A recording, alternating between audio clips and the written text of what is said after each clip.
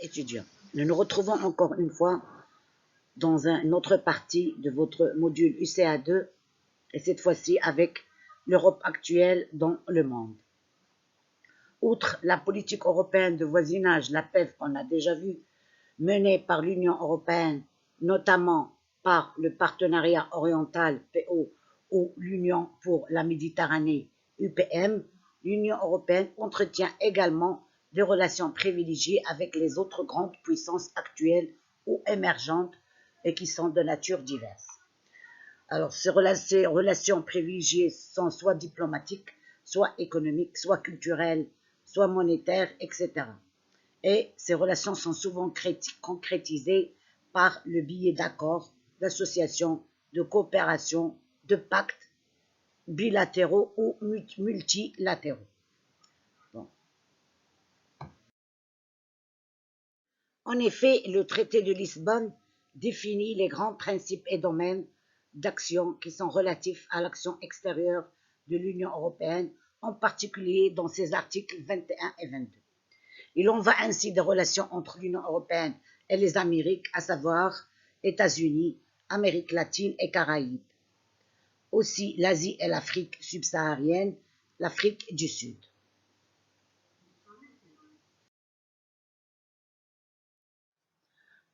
Commençons d'abord par la relation de l'Union européenne avec la grande puissance qui est les États-Unis. Les relations diplomatiques qu'entretient l'Union européenne avec les États-Unis datent depuis les années 50 du temps de la Communauté européenne du charbon et de l'acier. Cette coopération s'est largement étendue et s'est largement modifiée à travers les années et s'est étendue à tous les domaines. En 1998, il a été créé le Partenariat économique transatlantique, PET. En parallèle, différentes idées politiques ont été développées depuis qui visent à un rapprochement encore plus abouti entre l'Union européenne et les États-Unis, surtout en matière politique, c'est-à-dire sur le plan Union transatlantique, et sur le plan économique à travers le marché transatlantique ou le commerce commercial. Sur la scène internationale, les liens historiques et culturels ainsi qu'un ensemble de valeurs communes font que les Américains et les Européens se rejoignent sur la majorité des sujets.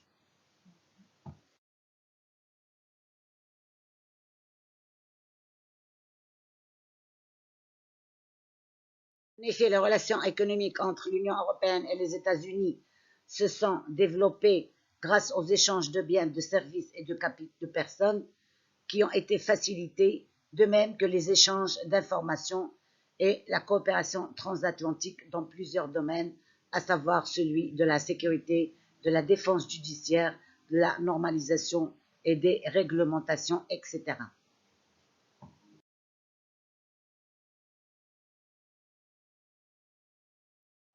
En termes de création de valeur, d'échange de marchandises et de services ou d'investissements directs à l'étranger, les deux blocs, l'Union européenne et les États-Unis, occupent un rôle prépondérant sur la scène internationale et sont obligés de s'affronter mutuellement sur plusieurs enjeux économiques.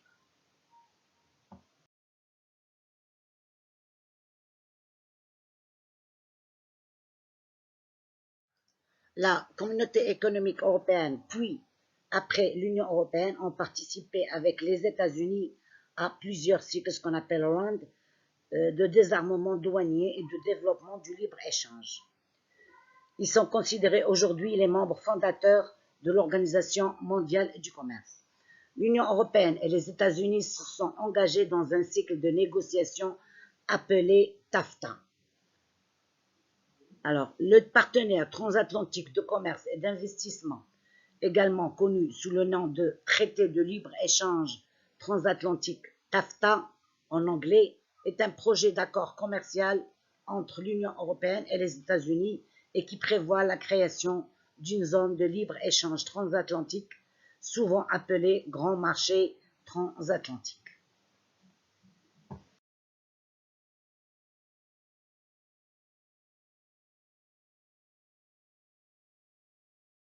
Passons maintenant aux relations entre l'Union européenne et l'Amérique latine.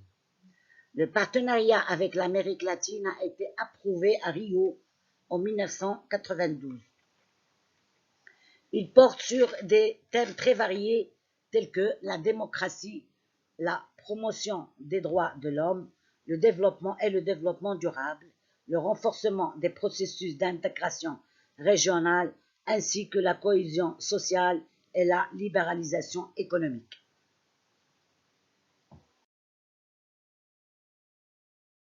En effet, l'Union européenne est active sur les plans aussi bien national, régional et continental. Elle dispose d'interlocuteurs par le biais, entre autres, du Comité économique et social européen, le CESE dont on a déjà parlé, et bien sûr qui fait partie qui s'ajoute, qui est un organe consultatif avec les 7 institutions de l'Union européenne, et ceci au sein de la société civile du Mercosur, de la communauté andine, de l'Amérique centrale, du Mexique, du Brésil, du Chili et des Caraïbes, donc au sein de la relation Union européenne-Amérique latine. Qu'en est-il des relations entre l'Union européenne et la Chine? Avec l'Asie, notamment la Chine et le Japon, les relations entre l'Union portent essentiellement sur l'ouverture de leurs marchés respectifs, donc sur le plan économique en premier lieu. Les relations diplomatiques entre l'Union européenne et la Chine reposent également sur un partenariat global qui s'est construit depuis la réouverture des pays aux Occidentaux dans les années 70, exactement depuis l'année 1975. Il a été convenu en 2012 que les dirigeants européens et chinois allaient se rencontrer une fois par an afin d'échanger sur les grands sujets de convergence, c'est-à-dire la situation économique, la coopération internationale, les grands dossiers planétaires et les questions régionales et internationales.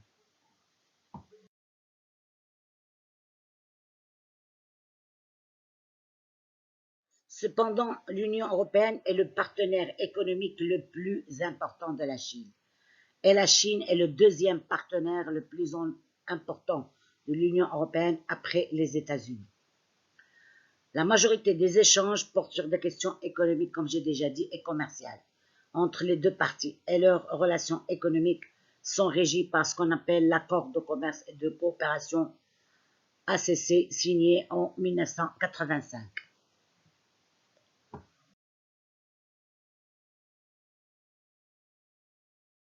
En effet, les flux d'investissement directs à l'étranger de biens et de services progressent depuis les années 2000 et le nombre de barrières protectionnistes entre l'Union européenne et la Chine se sont réduits depuis 2012.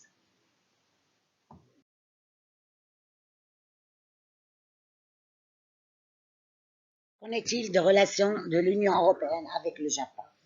Les relations diplomatiques de l'Union européenne avec le Japon se basent sur un plan d'action qui date de 2001. Parmi les différents thèmes abordés, en plus de la politique étrangère, il est question des relations économiques et commerciales, ainsi que des questions internationales et régionales. De nombreux échanges et rencontres dans les domaines des sciences, des technologies et également des entreprises et des universités sont une grande réalité, des relations qui reflètent bien les relations entre l'Union européenne et le Japon. Les récents échanges entre les responsables politiques japonais et entre les responsables européens portent sur la mise en place d'un accord de partenariat économique, accord que l'Union européenne a mis en place avec plusieurs de ses partenaires d'Europe de l'Est et le Japon, avec ses voisins est-asiatiques.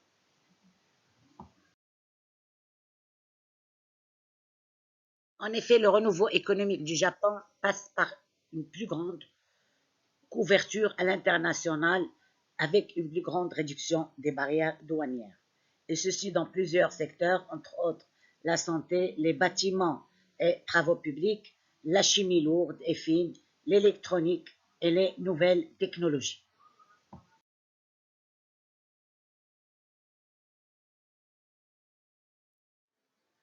Passons maintenant aux relations entre l'Union européenne et l'Afrique. Les relations de l'Union européenne avec l'Afrique sont des relations qui puisent leur fondement dans un contexte historique, culturel et géographique commun. En effet, deux grands cadres législatifs régissent les relations entre l'Union européenne et les pays africains. Le premier grand cadre législatif et le plus ancien est celui qui a été mis en place avec les pays d'Afrique, des Caraïbes et du Pacifique ACP lors de la signature de la Convention de Lomé I en 1975, qui a été reproduite régulièrement puis a été actualisée en 2000 par l'accord de Cotonou. Plus récemment, une approche continentale a fait également son chemin avec l'adoption de la stratégie commune Afrique-Union européenne, JAES, signée par 80 chefs d'État africains et européens en 2007.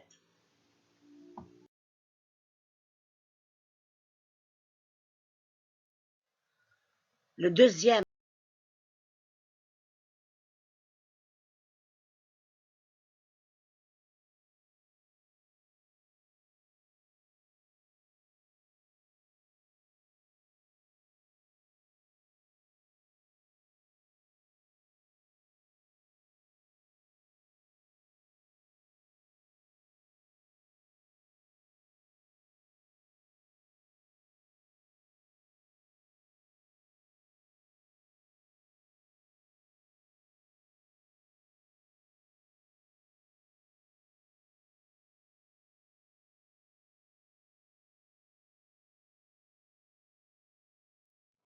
Après avoir vu la partie sur l'Union européenne, ou plutôt l'Europe actuelle dans le monde, nous passons au concept de la citoyenneté, ce concept qui va déterminer la fin de notre module UCA2. Alors, la citoyenneté européenne. En 1992, pour la première fois dans l'histoire de l'Union européenne, la question de la citoyenneté est inscrite dans le traité de Maastricht, article 8, qui dispose « Être citoyen de l'Union, toute personne qui a la nationalité d'un État membre ».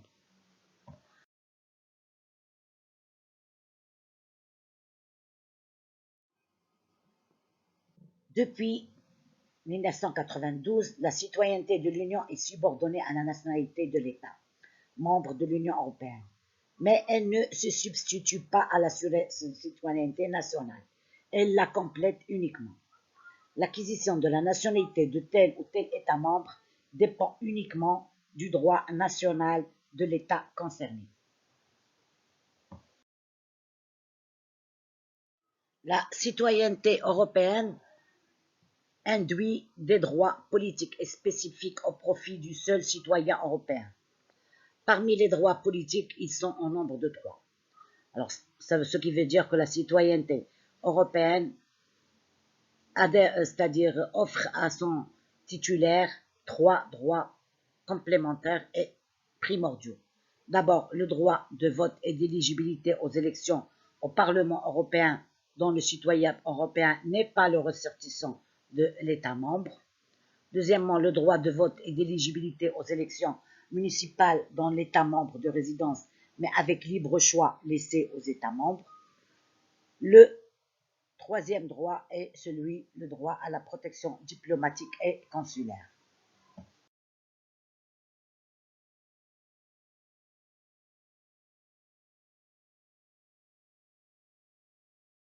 Parmi les droits spécifiques attribués aux citoyens européens, un seul aujourd'hui, c'est le droit d'initiative citoyenne européen, l'ICE, qui a été institué par le traité de Lisbonne aux articles 11, paragraphe 4 et 24 alinéa, premier lequel renvoie à l'adoption des règlements communautaires entourant ce qu'on appelle l'initiative citoyenne européenne, et qui consiste pour des citoyens européens d'interpeller la Commission européenne en vue de proposer une législation européenne dans des domaines autres que ceux qui sont exclusivement réservés à l'Union européenne ou aux États membres. Ce qui veut dire que cette initiative citoyenne permet aux citoyens européens de contacter ou d'interpeller la Commission européenne si ce citoyen a une proposition de législation ou de texte ou de loi, mais qui ne soit pas bien sûr de l'exclusivité, des compétences exclusives ni de l'Union ni des États membres.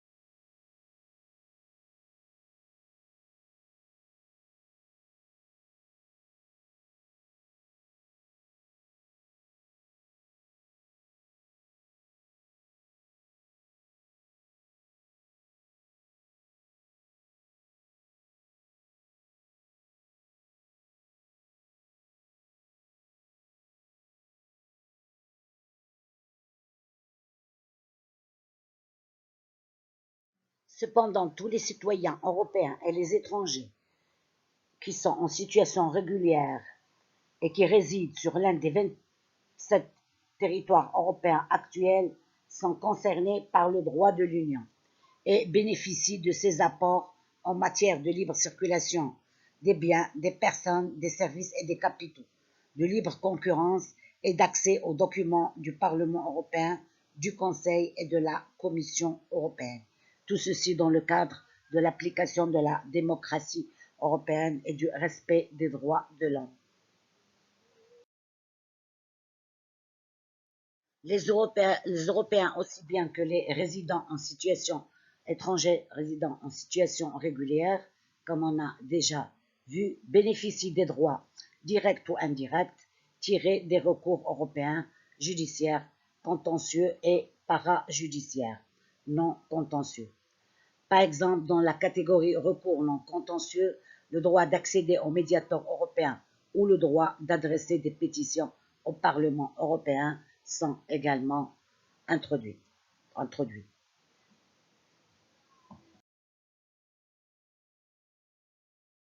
Ils bénéficient également de bien d'autres droits dont ils peuvent se prévaloir, tels que, par exemple, les droits fondamentaux garantis et protégés par l'Union européenne, tous les droits qui sont érigés par la Cour de Luxembourg en principes généraux du droit communautaire, PGD, et certains droits en fonction, bien sûr, de leur objet et protégés par de récentes instances communautaires qui sont le contrôleur européen de la protection des données à caractère personnel, CEPD, créé en 2004, et l'Agence des droits fondamentaux de l'Union européenne, qui a été créée en 2007.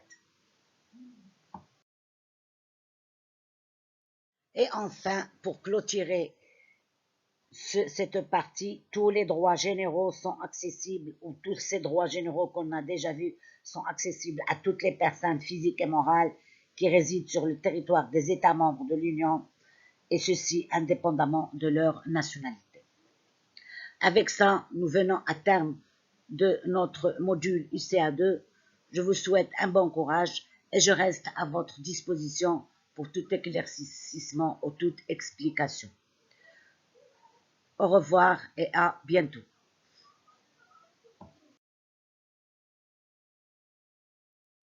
Alors, pour le suivi de vos cours, veuillez consulter, chers étudiants, votre plateforme e-learning de l'établissement ISTH, www.isthmaroc.com, pour le suivi de vos cours.